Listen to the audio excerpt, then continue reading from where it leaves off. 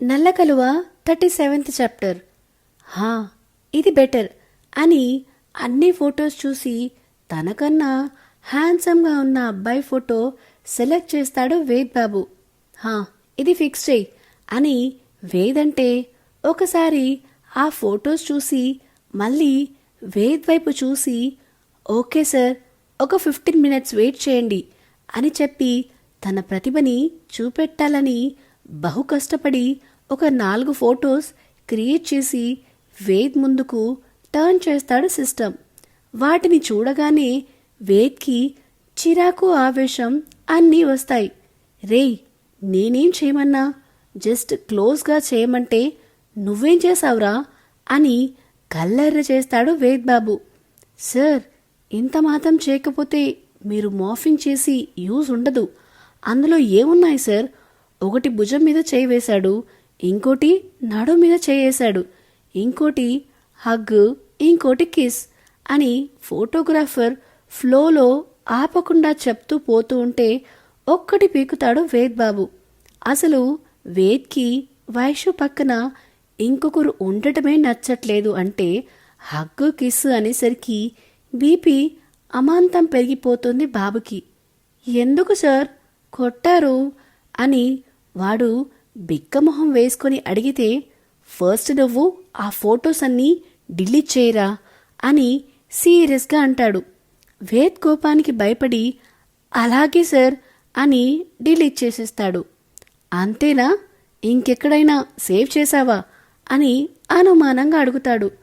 లేదు sir, save చేయకముందే మీకు చూపించాను, మీరు ఓకే చెప్తే సేవ్ చేద్దామని అని వాడు చెప్పడంతో ఆ అమ్మాయి ఫోటో సింగిల్ది కూడా డిలీట్ చేయి అనగానే అది కూడా తీసేస్తాడు. ఇంకేం లేవుగా అని అంటే, లేవు సార్ అంటాడు ఆ ఫోటోగ్రాఫర్. ఓకే అని. అయినా ఆ నల్లపిల్లి ఇలాంటి పుచ్చిపోయిన ఐడియా ఇచ్చి నా టైం అంతా వేస్ట్ చేసింది. నేనే ఏదైనా సూపర్ ప్లాన్ వేసి దాన్ని ఇంట్లో నుంచి నా లైఫ్లోంచి వెళ్ళగొట్టాలి అని ఫిక్స్ అయ్యి అక్కడి నుంచి వెళ్ళబోతుండగా, సార్ మనీ అని అడుగుతాడు ఆ ఫోటోగ్రాఫర్. వాడి వైపు తిరిగి, మనీ కావాలా బాబు? ఏం పీకావని మనీ ఇవ్వాలరా నీకు? అయినా ఫోటో స్టూడియో ముసుగులో నువ్వు చేసే పనులు ఇవా? ఉండు, నీ మీద, నీ స్టూడియో మీద ఇప్పుడే కంప్లైంట్ చేస్తాను అని ఫోన్ తీసేసరికి, సార్ ప్లీజ్, సార్ ఆగండి, డబ్బుల కోసం ఆశపడి అలా చేశాను, ఇంకెప్పుడు అలా చెయ్యను, నాకు ఇదే ఆధారం అని అతను బ్రతిమిలాడేసరికి, ఓకే, ఇంకెప్పుడైనా ఇలాంటి పనులు చేశావు అని తెలిసిందో నువ్వు ఉండవు, నీ స్టూడియో ఉండదు అని అక్కడి నుంచి చిరాగ్గా వచ్చేస్తాడు. వైషుకి ఇక్కడ వేదు ఎందుకు వెళ్ళాడో తెలిసి పిచ్చిలేస్తుంటుంది. హాల్లోనే వేద్ కోసం ఎదురు చూస్తున్న వైషుని, ఎవరి కోసం చూస్తున్నావే అని అడుగుతారు సుమగారు. అది ఆయన కోసం అత్తయ్య, అప్పుడెప్పుడో బయటికి వెళ్ళారు కదా, అందుకోసమే అంటుంది. వాడంతే, బయటికి వెళ్తే అంత తొందరగా ఇంటికి రాడు, పద నువ్వు భోజనం చేసేవు అని సుమగారు పిలిస్తే, లేదత్తయ్య, ఆయన వచ్చాక తింటాను అని సుమగారితో అని, ఈ రోజుతో తెలిసిపోతుంది మీ అబ్బాయితో ఉండాలా వెళ్ళాలా అని. ఒకవేళ అలా ఫొటోస్ తీసుకురావాలి, కానీ మీ అబ్బాయికి 4 తగిలించి మరీ ఈ ఇంట్లో నుంచి వెళ్ళిపోతాను అని మనసులో అనుకుంటుంది. అప్పుడే లోపలికి వస్తూ కనబడతాడు వేద్ బాబు. చేతిలో ఏం కనిపించకపోయేసరికి కాస్త రిలాక్స్ అనిపించినా మళ్ళీ పాకెట్లో ఏమైనా ఉన్నాయా అని అబ్జర్వ్ చేస్తూ ఉంటుంది. వైషు అలా గుచ్చి చూడడం చూసి, ఏంటిది ఇలా చూస్తుంది అని అనుకుంటూ అక్కడికి వస్తాడు వేద్. రేయ్, ఎక్కడికి వెళ్ళావురా? నీకోసం అన్నం తినకుండా ఎదురు చూస్తుంది వైషు అని సుమగారు అంటే, నేనేమైనా అన్నం గిన్నెలు నా వెంట తీసుకుని పోయానా నా కోసం ఎదురు చూడ్డానికి అని విసుగ్గా అంటాడు వేద్. రే, ఏంట్రా నీ బాధ?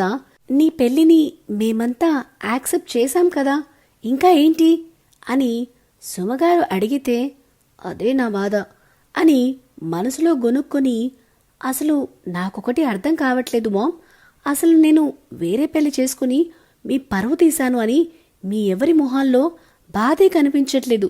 నాన్న ఎలాంటి సంకోచం లేకుండా ఆఫీస్కి వెళ్లారు. తాతయ్య అసలు నన్ను నిలదీయకుండా ఈ పెళ్లిని ఓకే చేశారు. ఎందుకు అని అనుమానంగా అడుగుతాడు వేద్.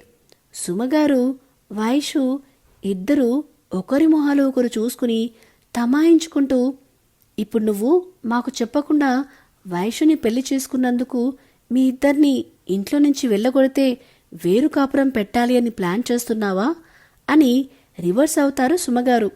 అమ్మో, ఇంకా సాగదీస్తే నిజంగానే నన్ను దీనితో కలిపి ఇంట్లో నుంచి వెళ్ళగొట్టి నన్ను దీనికి బలి చేసినా చేస్తారు అని అనుకొని, అదేం లేదు మామ్, అంటే నువ్వు చూసే సీరియల్స్లో మదర్స్ అలాగే ఉంటారు కదా, వాళ్ళ కొడుకు నల్లటి అమ్మాయిని చేసుకుంటే నచ్చక ఇంట్లో నుంచి ఆ అమ్మాయిని వెళ్ళగట్టడమో లేక ఆ అమ్మాయిని చిత్రహింసలు పెట్టడమో చేస్తారు కదా, అందుకే మదర్స్ అంటే అలాగే ఉంటారు అనిపించి నువ్వు అలా ఏం చేయకపోయేసరికి డౌట్ వచ్చి అడిగాను అంతే అని ఒక వెర్రి నవ్వు నవ్వుతాడు వేద్ బాబు.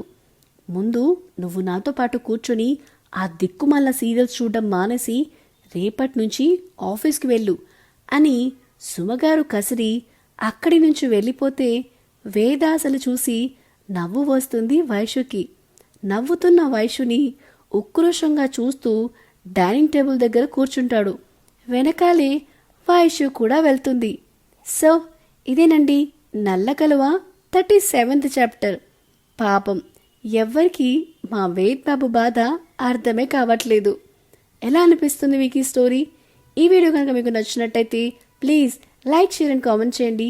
అలానే ఇలాంటి కొత్త కొత్త కథల కోసం, కొత్త కొత్త అప్డేట్స్ కోసం మన channel the novel whisperer with విన్యాని సబ్స్క్రైబ్ చేసుకోవడం మాత్రం అస్సలు మరవద్దు.